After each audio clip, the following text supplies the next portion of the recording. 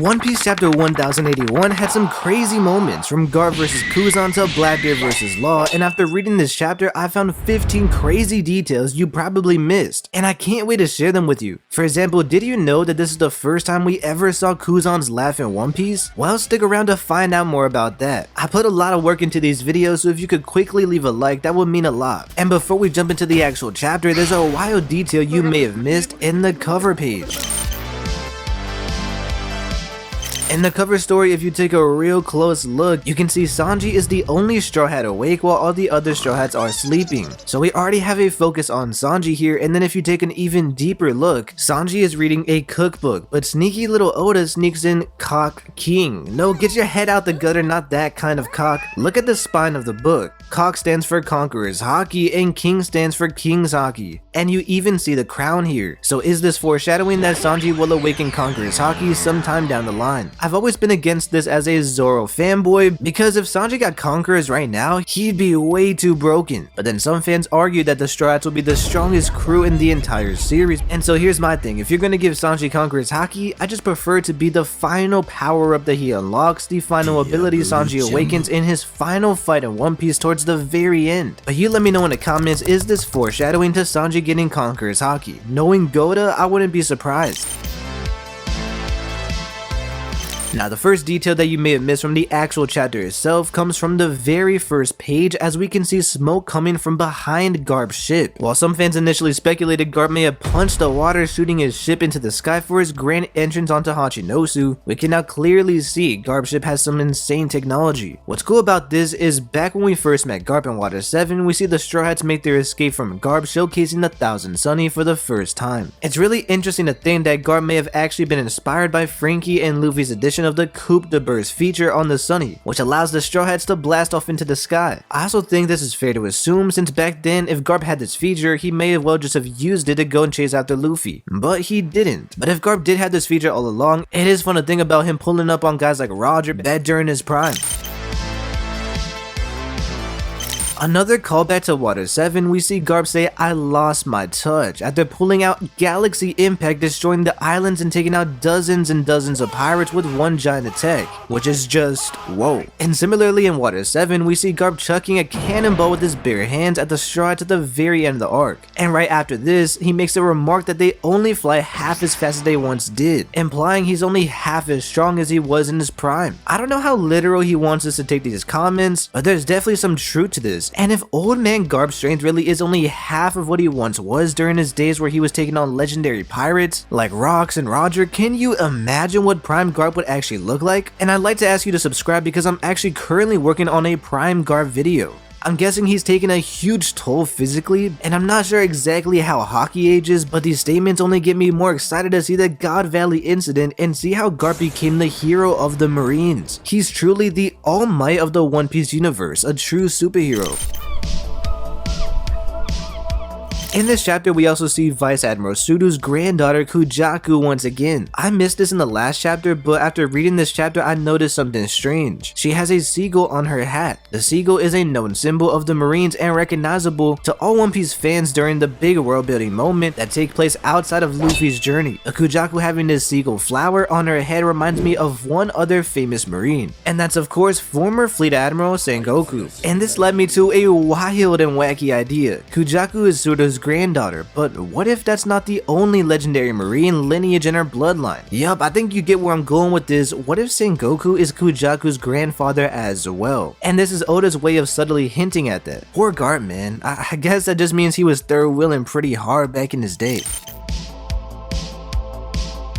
Tashigi is not in Sword. Another detail you may have overlooked in this chapter is that it's now officially confirmed Tashigi is not a member of Sword. After Garp's top tier entrance, Kobe says hi to Garp and the other Sword members, and we can also see he is shocked to see Tashigi as he says, "Wow, even non-Sword members came." I know, strange, the girl with a sword fetish isn't in Sword. What's even more interesting is what's implied. For example, it's implied Kobe knows Tashigi, and we can imply therefore that Kobe knows Smoker as well. So it makes you wonder, if Tashigi is not in Sword, is it possible that Smoker is? It seems that he'd fit in more with what Kuzan described as more free Marines. So let me know in the comments, is Smoker a member of Sword? Up next, we actually have something really funny, but before that, if you haven't subscribed already, do that and hit that bell like Luffy and Skypiea to be notified for future videos like this massive Monkey D family theory video that I'm currently working on, and more videos just like this one. After Garp's entrance, Kuzan enters the scene and fights Garp as it's revealed he's the 10th Titanic captain of the Blackbeard Pirates. But before this, his first order of business is completely freezing sword member Hibari. You might think, yeah, that was cold, but I'm onto you, Kuzan, because he might just be the most petty character in One Piece. You see, for a while now, there's been a popular theory floating around that Hibari could actually be Fleet Admiral Sakazuki's daughter. The reason for this being that she speaks with the same accent from a very specific Southern Japanese dialect. And the only other character in One Piece to share this accent is Sakazuki. Assuming this theory is true, it would be hilarious considering that Kuzan and Akainu fought for 10 days, with Kuzan losing a leg and losing the fight in the end. We know he was pretty upset about this as we see later in the chapter, so assuming he hasn't forgot and that he knows this is Sakazuki's daughter, it'd be funny if he specifically targeted Hibari first and not Kobe because of her connections to Akainu. And this makes Kuzan the king of the petties, fitting for the Blackbeard Pirates. As far as I can remember, this is the very first time we'd ever seen Kuzan's laugh before, which is quite concerning since it's Blackbeard of all people having this dude lose his composure. To be fair, they're at a bar, they're getting drunk, so we'll give Kuzan the pass, but I guess it really does show how great these two get along, which is interesting to say the least. But one thing I'm sure many of you have missed is seeing him laugh in One Piece means that we finally know Kuzan's strange laugh, which is revealed to be a da ha ha, and I can't wait to hear how it sounds in the anime adaptation. During Kuzan's conversation with the Blackbeard Pirates, he tells them about his legendary 10-day fight with Sakazuki over the role of Fleet Admiral. We also see Kuzan's leg shattered into ice. He then explains that during this fight, Akainu actually melted his leg off, proving their fight was truly one of the most intense fights. It's really cool to see this, but did you know we actually already knew this? In One Piece Film Z, there's a scene in a bathhouse where Kuzan reveals to the Straw Hats that he lost his leg, and that he now uses his ice powers to recreate a fake ice leg after suffering this injury. But what's interesting about this is that this movie came out in 2012, 11 years before chapter 1081. And so it really makes you wonder, if this detail was canon, what else from the movies will be canon in the One Piece story? It makes you wonder, how important are these movies after all? After the Blackbeard Pirates invite Kuzan to join his crew of pirates, he brings up an interesting point. He says, "You've got pirates all wrong. We're not just a bunch of married chums bumming around together. We all profit from having our own agenda." In other words, Blackbeard's telling Kuzan having your own ambitions, dreams, and goals and following them is what it means to be a pirate, essentially insinuating that if he joins Blackbeard's crew, he can achieve this dream. It's interesting because if we look at the Straw Hats, by finding the One Piece, helping Luffy become Pirate King and simply helping him on his journey is the best way to achieve their own dreams. But it makes you think, what is Kuzan's dream? What are his goals and ambitions? Could it have to do with becoming Fleet Admiral or maybe changing the world government? For example, we know Blackbeard wants to turn this island into a pirate kingdom, but his ambition will never stop here. If he ends up wanting to conquer and overthrow the entire world government and become the new king, maybe Kuzan would then become the leader of the Marines and military force of Blackbeard's regime, and turn this military force into what he's always dreamed it could be. Another possibility that's more simple is the true history. Is it possible that after experiencing the Ohara incident, Kuzan has simply been seeking the forbidden truth and why it's so criminal and dangerous to study? You let me know, what do you think Kuzan's dream is, and how will joining Blackbeard's crew help him to achieve what he's after? In Garp's fight versus Kuzan, he uses a named attack called the Blue Hole. I've seen some say it's a reference to the Blue Dragon Hole from the Journey to the West story with Sun Wukong and the stories of the Monkey King. This could be true, however, I think it's more likely it's just a reference to Kuzan being formerly known as Aokiji the Blue Pheasant, the Iceman. Another detail in the fight is that we learn Kuzan is Garp's former apprentice. Some of you might have not known this, but in a canon chapter 0, a promotional chapter for film Strong World, we see Kuzan fanboying over Garp turning down the admiral position. Also, if you remember when Kuzan first met Luffy, he mentioned a favor he owed Garp. My theory is that the favor is Garp bringing a new hope to Kuzan after taking him in and training him. Because after the Ohara incident, Kuzan's entire hope and sense of justice was shattered. But I believe it was Garp who restored restored his will and his ambition by showing him that not everyone in the Marines are evil and corrupt. Whatever this favor was, it's clear there's a long history between Garp and Kuzan, and I hope we can see a flashback to Prime Garp and Bogart training the young Kuzan.